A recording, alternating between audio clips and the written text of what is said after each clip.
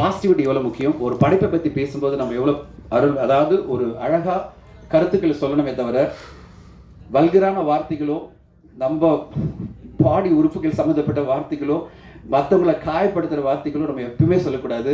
அடுத்தவங்களை வாடா போடா உட்கார்றா இல்லா அப்படின்னு சொல்கிறதுக்கு நம்மளுக்கு உரிமையே கிடையாது. பர்சனலாக நம்ம பேசலாம். மிஷ்கின் இயக்குனர் மிஷ்கின் அவர்கள் என்னுடைய மிகச்சிறந்த நண்பர். அவருடைய ஆஃபீஸ் போய் நான் நிறைய நேரம் உட்காந்து நிறைய பேசிகிட்டு இருப்பேன். பல முறை நான் கால் பண்ணி அவருக்கு நான் சொல்லுவேன், சார் இது ஏன் சார் இப்படி பேசுகிறீங்க, இப்படி பேசாதீங்க அப்படின்னு நான் பர்சனலாக கால் பண்ணி நான் பேசிடுவேன்.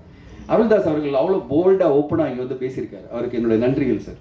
ஏன்னா ஊடகங்கள் பல பேர் வந்து சொல்ல முடியாமல் அவங்க வந்து இப்படிடா இப்படி பேசிட்டு இருக்காரு ஒருத்தர் இங்கே யாருமே சொல்ல மாட்டேங்கிறாங்களே அப்படின்னு நினைக்கும் போது அருள்தாஸ் அவர்கள் வந்து தைரியமாக நின்று, சார் இது தவறு, நான் கண்டிக்கிறேன்னு சொல்கிறேன் பார்த்தீங்களா, உங்களுடைய கட்ஸ் கேட்ச் ஆஃப். ஓகே, சொல்ல மாட்டாங்க நிறைய பேர், எல்லாரும் தயங்குவாங்க, எப்படியா வாய்ப்பு போயிடுமே.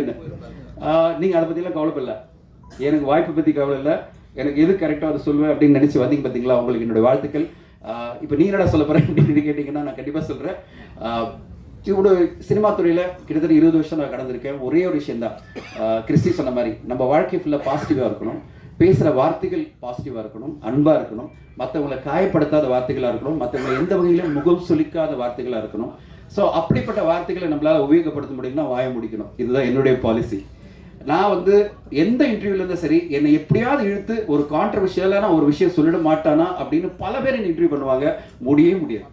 நான் வார்த்தையில் ஒரு நெகட்டிவான விஷயத்தை விட பாசிட்டிவாக சொல்லிகிட்டே இருப்பேன். ஏன்னா ரொம்ப ஈஸி பாசிட்டிவாக நெகட்டிவாக சொல்லி ஒருத்தரை காயப்படுத்துறது, ரொம்ப ஈஸி ஒருத்தரை அவமானமாக பேசுறது, ரொம்ப ஈஸி வந்து இந்த சமுதாயத்தையே கேவலமாக பேசுறது. ஆனால் ரொம்ப கஷ்டம் பாசிட்டிவாக பேசுறது. ஆனால் அதுதான் நல்ல விஷயம். பாசிட்டிவாக பேசணும், பாசிட்டிவாக நினைக்கணும். வாழ்க்கை என்பது ரொம்ப பாசிட்டிவாக இருக்கணும், அன்போடு இருக்கணும், எல்லோரையும் அன்பாக நேசிக்கணும். அப்படின்றத விட்டுட்டு நம்ம மேடை கிடைச்சதுன்னு சொல்லிட்டு சகட்டு மீனிங் மற்றவங்களை பேசுகிறதோ இல்லை சகட்டு மீனிக்கு வார்த்தைகளை யூஸ் பண்ணுறதோ, நாம் சொல்ல வர்றது கருத்தை வந்து நெகட்டிவான வார்த்தைகளும் மற்றவங்க முகம் சொல்லிக்கிற வார்த்தைகளும் யூஸ் பண்ணுறதும் என்னை பொறுத்தவரை ஏற்றுக்கொள்ள முடியாது. அது யார் பேசினாலும் அது தவறு தான் நான் சொல்லுவேன். கண்டிப்பாக அது தவறு. அப்படிப்பட்ட தவறுகளை வந்து யார் பேசினாலும் அதை மேடையில் இருக்கிறவங்களும் கேட்கணும், சார் இப்படி பேசாதீங்க, நிறுத்துங்க அப்படின்னு சொல்லணும். அப்படி இல்லாமல் எல்லாரும் ரசிச்சுட்டு இருக்கிறது எனக்கு வந்து கொஞ்சம் மனசு கஷ்டமாக இருந்தது. அதெல்லாம் ரசிக்கும் போது என்னடா இதை ரசிச்சுட்டு இருக்காங்க, அந்த நேரத்தில் எழுந்துன்னு போயிடணும்.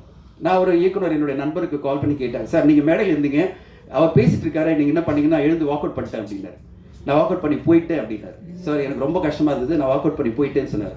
அது எல்லாருமே பண்ணியிருந்தா தான் அப்படி பேசுகிறவங்களுக்கு அடுத்த கட்டமாக பேச இனிமேல் அந்த மாதிரி முயற்சி எடுக்க மாட்டாங்க, தைரியமாக வந்து பேச மாட்டாங்க. இந்த மாதிரிலாம் வந்து தவறுதான வார்த்தைகளை யூஸ் பண்ணி ஒரு மேடை, இது அற்புதமான மேடை, இந்த மேடையில் அப்படிப்பட்ட வார்த்தைகளை யூஸ் பண்ண மாட்டாங்க. அதுவும் பர்டிகுலராக எனக்கு ஆண் உறுப்புகளையும் பெண் உறுப்புகளையும் வச்சு பேசும்போதெல்லாம் எனக்கு அப்படியே பார்க்கும்போது எப்படி ஒரு மேடையில் போய் பப்ளிக்ல இப்படி ஒருத்தர் பேசுகிறாருன்னு எனக்கு பகீர் ஆயிடுச்சு. அந்த வீடியோலாம் வரும்போது எப்படி ஒரு மனிதன் இப்படிலாம் பேச முடியும் அப்படின்னு. ஆனால் அந்த நேரத்தில் இந்த நேரத்தில் ஒன்றே ஒன்று சொல்லிக்கணும், அந்த என்டையர் இன்டர்வியூ அந்த பேச்சை நான் பார்த்தேன். 32 நிமிஷம் அவர் பேசுனதுல ஒரு 4 நிமிஷத்தை வர 28 நிமிஷம் அவ்வளோ சிறப்பான வார்த்தைகள் இருந்தது, சிறப்பான விஷயங்கள் இருந்தது, அவ்வளோ சிறப்பான கருத்துக்கள் இருந்தது. ஆனால் அந்த சிறப்பான கருத்துக்கள் மக்கள் மத்தியில் போய் சேர்றதுக்கு அவர் யூஸ் பண்ண ஒரு 4 நிமிஷம் வார்த்தைகள், 4 நிமிஷம் சொன்ன விஷயங்கள், அவர் சொன்ன அந்த அப்ஜெக்டிவ்ஸ், அவர் சொன்ன விஷயங்கள், அது எல்லாமே அந்த 28 நிமிஷம் அவர் சொன்ன மிக சிறப்பான விஷயங்களையும் ரொம்ப கேவலப்படுத்திடுச்சு.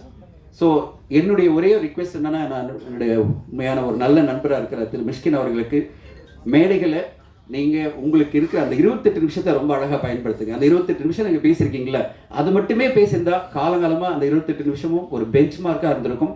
வாழ்க்கையை எப்படி புரிஞ்சிக்கணும், வாழணும் அப்படின்றதுக்கு பல அற்புதமான விஷயங்களை அதில் சொல்லியிருந்தாரு. அதை மட்டுமே சொல்லியிருந்தா போகிறோம். அந்த 4 நிமிஷம் வார்த்தைகளை சொல்லி 4 நிமிஷம் வந்து தவிர்க்கப்பட வேண்டிய வார்த்தைகளை சொல்லி இந்த 28 நிமிஷம் பேசுறதெல்லாம் இது எல்லாத்தையும் நல்லிஃபை பண்ண சொல்லுவாங்க இங்கிலீஷில். அதை நல்லிஃபை பண்ணுற மாதிரி இல்லாமல் யாரையுமே கேவலப்படுத்தாமல், யாரையுமே வந்து கௌரவ குறைச்சல் பண்ணாமல், இங்கே இருக்கிற ஊடக நண்பர்களை மதித்து அவங்களுக்கு ரெஸ்பெக்ட் கொடுத்து எல்லோருமே பேசணுன்றது தான் என்னுடைய ஆசை. இங்கே எல்லோருமே பாசிட்டிவாக பேசணும்னு ஆசைப்பட்டு தான் ரொம்ப சைலண்ட்டாக போயிட்டு இருந்தது. என்னடா ரொம்ப சைலண்ட்டாக சாம்பார் மாதிரி போகுது ஈவெண்ட்டு, தமிழ்லேயே இருக்காது போல இருக்குது இந்த வீடியோக்குன்னு நினச்சிருந்தேன். அருள்தாஸ் வந்து நிறைய தமிழில் கொடுத்துட்டாரு. சரி, நான் அதை சொல்லலைன்னா இந்த நேரத்தில் முக்கியமாக சொல்லணும், என்னுடைய நண்பர், எனக்கு எப்போவுமே என்னை வந்து கேள்வி கேட்டுகிட்டே இருக்கிற நண்பர் ப்ளூ சட்டை மாறன் அவர்கள் வந்து ஒரு ட்வீட் போட்டிருந்தார். எல்லா ரிவ்யூஸும் வந்து பாசிட்டிவாக அதாவது என்னது நியாய தராசோடு போடணும்னு நினைக்கிற தனஞ்சயன் அவர்கள் இப்படி மேடை பேசினாரே, அவரை பற்றி கேள்வி கேட்க மாட்டாரா அப்படின்னு ட்வீட் போட்டிருந்தார். நான் அவருக்கு சொல்லிக்கிறேன் இந்த நேரத்தில், கண்டிப்பாக மேடையில் நான் இப்போ சொல்லிட்டேன், உங்களுக்காக மட்டும் இல்லை, அந்த வீடியோ பார்த்த உடனே எனக்கு ரொம்ப வருத்தமாக இருந்தது. அதனால் பதிவு பண்ணணும்னு சொல்லிட்டு உங்கள் முன்னாடி இந்த விழாவில் நான் பதிவு பண்ணுறேன். யார் அப்படி பேசினாலும் ஊடக நண்பர்கள் நீங்களும் ரெஸ்பான்சிபிலிட்டி எடுத்துங்க. கண்டிப்பாக நீங்கள் எழுந்துன்னு சொல்லுங்கள், சார் இந்த மாதிரி வார்த்தைகளை நாங்கள் கேட்க மாட்டோம், நாங்கள் இதை ஏற்றுக்க மாட்டோம், நீங்கள் சொல்லுங்கள்.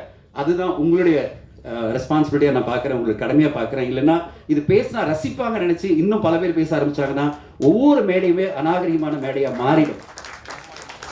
அப்படி மாறக்கூடாது, அப்படி மாற விடக்கூடாது. நாம் யாருமே ஒவ்வொரு மேடையுமே சிறப்பான மேடையாக நம்ம மாற்றணும். அதுக்கான பொறுப்பு இங்கே இருக்கிறவங்களுக்கும் முன்னாடி இருக்கிறவங்களுக்கும் இருக்குன்னு இந்த நேரத்தில் பதிவு பண்ண விரும்புகிறேன். பெரிய லெக்சர் கொடுத்து நினைக்காதீங்க, உங்களோட நான் பயணிச்சுட்டு இருக்கேன், உங்களோட நண்பராக நான் பல வருஷம் இருக்கேன். அந்த உரிமையில நான் உங்ககிட்ட பேசிட்டு இருக்கேன். அந்த உரிமையில தான் இந்த கருத்துக்களை நான் பதிவு பண்றேன். மீண்டும் ஒரு முறை, என்ன பல முறை நான் தவறி விழுந்தாலும் என் கையை பிடிச்சி நகர்த்தி கொண்டு போற பல ஊடக நண்பர்கள் இங்கே இருக்கீங்க. நான் எவ்வளவு விழுந்தாலும் நீ வீழ்வேன் என்று நினைத்தாயோ அப்படின்னு நினைச்சு நான் திருப்பி திருப்பி எழுந்து வந்துட்டே இருப்பேன். அப்படி எழுந்து வர எனக்கு முக்கியமான காரணம், என்னை யார் கேட்டாலும் சொல்வேன், என் ஊடக நண்பர்கள் கூட இருக்காங்க, என்னை என்னைக்குமே கை தூக்கி